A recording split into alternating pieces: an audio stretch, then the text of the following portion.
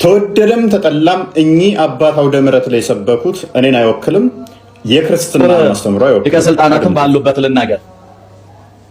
ሥላሴ አካል አላቸው የላቸው? ሲውላቸውም ተናገሩ። ጾታ አላቸው የላቸው? ተናገሩ። አይዟችሁ። ወይም የላቸውም ወይም አላቸው በሉ። የላቸውም። ያገር ያለ መብረቅ ማለት መምጣቱ በጣም ይገርማል። እናንተ የታቃላ ህይወት እርሶም ባሉበት ልናገር። አንድ ሰው ሲሰብክ ስለሰማው ሊቀ ሥልጣናት እንኳን ኖሩ ዛሬ አንድ ምሁር ሲያስተምር ሰምቻለሁ። ይሄን ነገር ሀይ መባል መቻል አለበት። ጾታ የላቸውም የተባሉ መላእክት ናቸው እንዴ? ምንድነው? እዛ አትናቴዎስ በምዕራፍ 8 ላይ በአንቀጽ 8 በነገራችን ላይ እነዚህ እነ መጽሐፈ መነኮሳት እና ሃይማኖተ አበው አንቀጽ እንጂ ምዕራፍ አይባሉ። ይሄ መታወቅ አለበት። ስለዚህ በዛ በስምንቱ ላይ ለእግዚአብሔር አካል አለው፣ አይን፣ ጆሮ፣ አፍንጫ ብሎ ወኩሎሙ መልክዓ ጽዱቃት የታወቁ የተለዩ መልክዓት አሉት አላለማት ነው ድረስ እንዴ? ነውር እኮ ነው። ለአብ ፍጹም አካል ፍጹም መልክ ፍጹም ገጽ አለው። ለወልድ ፍጹም አካል ፍጹም መልክ ፍጹም ገጽ አለው። ለመንፈስ ቅዱስ ፍጹም አካል ፍጹም መልክ አለው ስንል ከምን እስከ ምን ተተርጉሟል እኮ። ከራስ ጠጉር እስከ እግር ጥፍር አልተባለ? ነውር ነው። ወላዲተ አምላክን እንደው በዚህ አንገት እንሰጣለን። ነውር ነው ያልተባለ መምህራን ያላስቀመጡት ያላሉት ሲናገር ስለሰማሁት ነው። ከዚህ የምጠየቅ ከሆነ በዚህ በኋላ ልጠየቅ።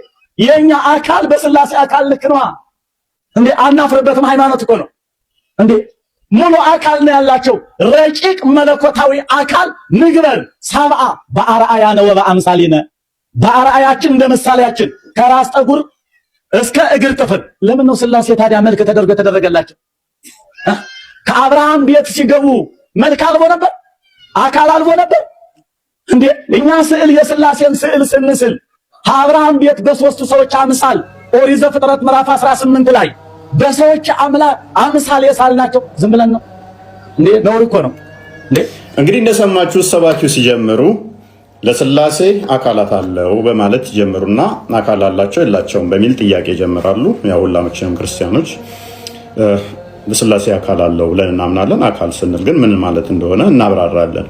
እሳቸው ግን አካል ሲሉ የክፍል አካልን እያጸደቁ ነው። ከራስ ፀጉር እስከ እግር ጠፍር ድረስ ለፈጣሪ በክፍል አካላት እየገለጹ ነው።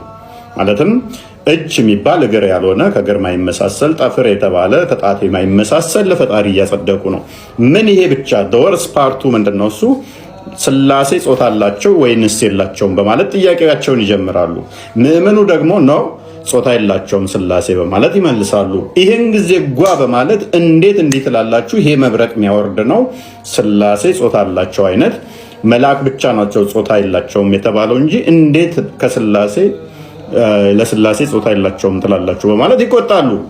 ቁጣ ብቻ ሳይሆን መብረቅ የሚያወርድ ከባድ ንግግር ከመሆንም አልፈው አንገታቸውን የሚሰጡለት አስተምሮ እንደሆነ አንዱ ሲያስተምር እንደሰሙት ደግሞ ለፈጣሪ ክፍለ አካላትን እኛ ላይ ያሉት ሁሉም አሉት የሚለውን እንደዛ አይባልም ብሎ ሲያስተምር ሰምቻለሁኝ። ይሄ ከባድ ስህተት ነው እያሉ ነው።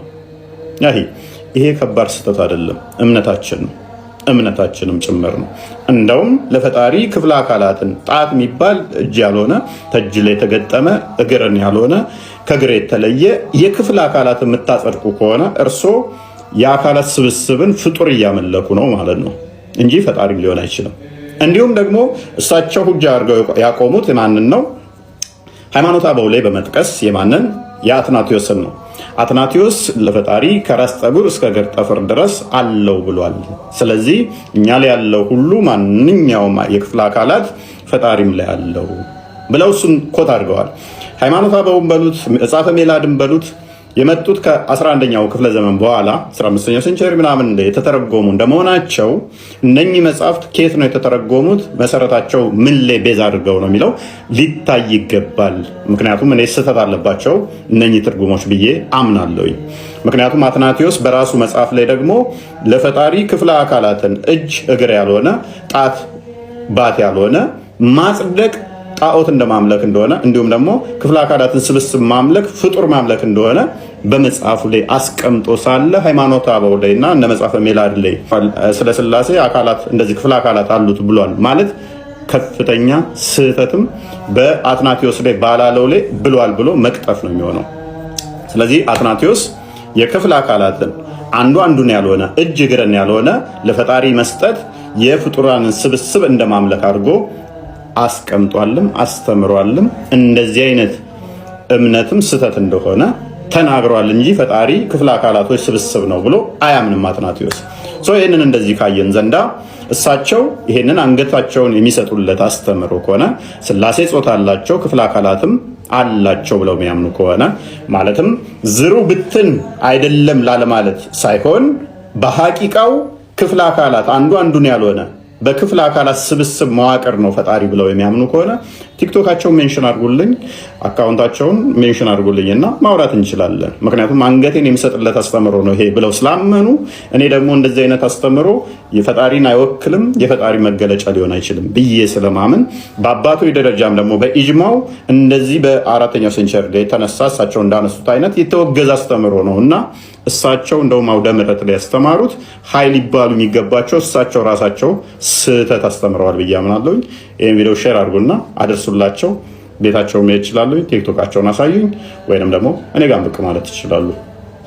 አንተ ለክርስቲያን አሳልፈህ ትሰጠናለህ? እኔ አልሰጠኋቸውም። ነብዩ መሐመድ የ6 ዓመት ህፃን ልጅ አገቡ ያልኩትን ያረለው ነብዩ መሐመድ የሆነ ሴት መጣ ስትጠይቃቸው አንድ ትልቅ ፂም ያለው ሰው መጥቶ ባል እየቀና አስቸገረ አጥቢው ያልኩ እኔ አይደለም የዘገብኩት። ቆይ ኡስታዙን አታስጨንቁት። ከሱ መረጃ አግኝተን እናንተን ቻሌንጅ እያደረግን ስላልሆነ በእርግጥ ህፃን ልጅን ፔሬድ ያላየች ህፃን ልጅን ወሲብ ማድረግ የሐላል እንደሆነ ከኡስታዞቻችሁ ስሙ። የወር አበባ ያላዩ ህፃናትን ማጨት ማግባት ይችላል ማለት ነው። ምንም የሚከለክል ነገር የለውም። አይቻልም የሚል ነገር የለም። ሐላል ነው። ኦኬ። ስለዚህ ያልደረሱ ማለት ነው። ሁለተኛው ጥያቄ እዚሁ ላይ ማለት ነው ጥያቄ ፈጠረብኝና ግንኙነት ሳያረጉ ኢዳ ይቆጠራል እንዴ? የኛውን በዛው ይይዙ ለማለት ኢዳ ፓታይ ራሽ ኢዳ ታይም ይቺ ህፃና ኢዳ ታይም ጭራሽ ኢዳ የምታየው ከ14 የደረሰ ከሆነ ከ14 ከ15 ዓመት በኋላ ነው ኢዳ የምታየው። አንድ ሴት ልጅ ማለት ነው ያጣላሉ ሁለት ያፋቅራል ይባላል። ህፃናቷ አንድ ሴት ልጅ ኒካ አትታሰርም ለወንድ ልጅ አትሰጥም የሚል ነገር የለም በሸሪዓ። እንግዲህ እንደሰማችሁት ነው። እንደ እስልምና ፔሬድ ያላየችን ህፃን ልጅ ክትባት መርፌ ሳይሆን ግንኙነት ማድረግ ይቻላል። ተዛም ፔሬድ ያላየችው መፍታት ይቻላል። ሼኮቹም ያሉት ከመጽሐፎቻችሁ ነው። ሱረት ጠለቅ ላይ ገና ፔሬድ ያላዩትን ተገናኝቶ መፍታት እንደሚቻል ቁርአናችሁ አስቀምጦታልና ነብያችሁ ደግሞ ለዚህ ሮል ሞዴላችሁ የ56 ዓመት ሽማግሌው ነብያችሁ የ6 ዓመቷን ምጥጥዬ አይሻን በ6 ዓመቷ አሸንጉሌት የምትጫወተዋን የ40 ሰው የወሲብ ጉልበት ያለው ነብያችሁ አግብቷታል። አሁን ላይቭ ላይ ነን፣ በዚህ ጉዳይ እናወራለን። ውሸት፣ ከባድ ቅጥፈት። ሙስሊም እስልምና አንድ ነው። ኢትዮጵያ ውስጥ ያለ እስልምና ባረግነው ጥናት ከሌላ ሀገር ያለው እስልምና ጋር አንድ አይደለም።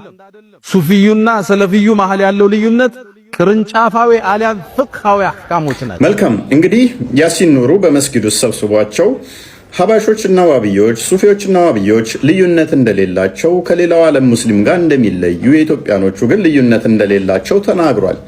ከባድ ቅጥፈት። የአንተ ሼኹል እስላም የምትለው ሙሐመድ ቢን አብዱል ወሃብ እንደዚህ ይላል ገጽ 104 ላይ ኪታብ ተውሂድ ላይ ማለት ነው። ካላ ስሞችና ባህሪያት አንዱንም አለመቀበል ከእስልምና ውጪ ያደርጋል። አንዷን እንኳን አለመቀበል ከእስልምና ያስወጣል ይላል። ስለዚህ እነሱ አላህ ይሮጣል፣ ይስቃል፣ አላህ እጅ አለው እግር አለው የሚለውን በሙሉ አይቀበሉም። እንኳን አንዱን ተውና ሁሉንም አይቀበሉም። ይበልጥ ግልጽ ለማድረግ ይሄንን በእኛ በሙስሊሞችና በእነዚህ በሙሸቢሃዎች መካከል ያለው የእምነት ልዩነት የበለጠ ግልጽ እንዲሆንላችሁ ይህን ሰው አድምጠን እንመለስ። እዚህ ቦታ ላይ እንግዲህ እኛ ለአላህ ፊት እንዳለው እጅ እንዳለው እናሰብታለን። ለአላህ ባት አለው ብለን እናሰብታለን። አላህ ገባቱ ገልጦ ለኔ ስጁድ አድርጉ ይላል። አያሉ ጌታ ጀሃነም ሞላሽ ብሎ ሲጠይቃት አልሞላሁም ስትል አላህ እግሩን ያሳርፍባታል። ለአላህ ሁለት አይኖች አሉት። አላህ Subhanahu Wa Ta'ala ይስቃል። እነዚህ ለምሳሌ አላህ Subhanahu Wa Ta'ala ከአርሹ በላይ ነው ብለን እናምናለን በዛቱ። ውድ ወንድሞችና እህቶቼ በእኛና በእነዚህ በሙሸቢሃዎች መካከል ያለው ልዩነት መውሊድ የማክበር ያለ ማክበር ጉዳይ ብቻ መስሎ የሚታየን ከሆነ በጣም ተሳስተናል። የተወሱል የስቲጋታ የተበሩክና የዚያራ ጉዳይ ብቻ መስሎ ከታየንም በጣም ተሳስተናል። በእኛና በእነሱ መካከል ያለው ልዩነት ውድ ወንድሞችና እህቶቼ ከዚህ በላይ እጅግ በጣም የከበደ ነው።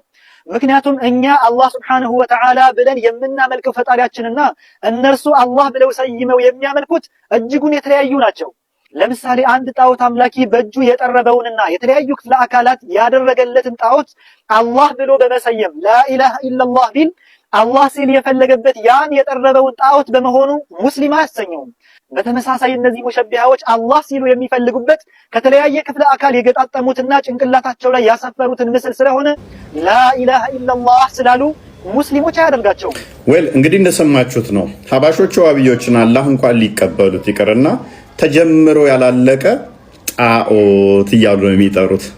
ጣዖት አምላክህን እያለ አይ የኔና የሱ አምላክ አንድ ነው ተመሳሳይ ነን እምነታችን እያልክ ራስን አሸውድ። ኡስታዝ ያሲን ኑሩ ተማሪዎችን እንደዚህ አደልሏቸው። ከነዚህ አይነት ተጀምሮ ካላለቀ ጣዖት ጌታ ነፃ አውጣችሁ። አሁን ላይ ብለናል፣ በዚህ ጉዳይ እናወራበታለን። ብቅ በሉ የዋብያ ኡስታዞች አሁን ያሉበት ሁኔታ ሰውድ። እሺ ኦፋይላችሁ። እሺ ኦፋይ ኦፋይ ተማሪ እኔ ኦፋይ አይደለም። እሺ ኦፋይ ተማሪ ነህ ግን አንተ ሙስሊም ነኝ። ላኢላሃ ኢላላህ አርሽ ስማ፣ የኦፋይ ተማሪ መሆንህን ልግለጽልህ። አርሽ ከአርሽ ወደ ቅርቢቷ ሰማይ ሲወርድ አርሽስ እንዴት ይሆናል? አላህ በመረጃ ወስከታቹ ነው የሚሆነው። የሱ ነው ፈላስፋ ነህ። ስለዚህ በመረጃ ለምን ያወሩ? ምን እንደሰማችሁት ነው።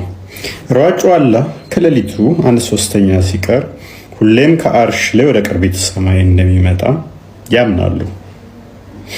እናም ተከታዮቻቸው ሲጠይቋቸው ያንተ እፎይ ተማሪ ነህ፣ አንተ እፎይ ተማሪ ነህ ከመበሳጨት ውጪ ይሄንን ነገር መመለስ አይችሉም።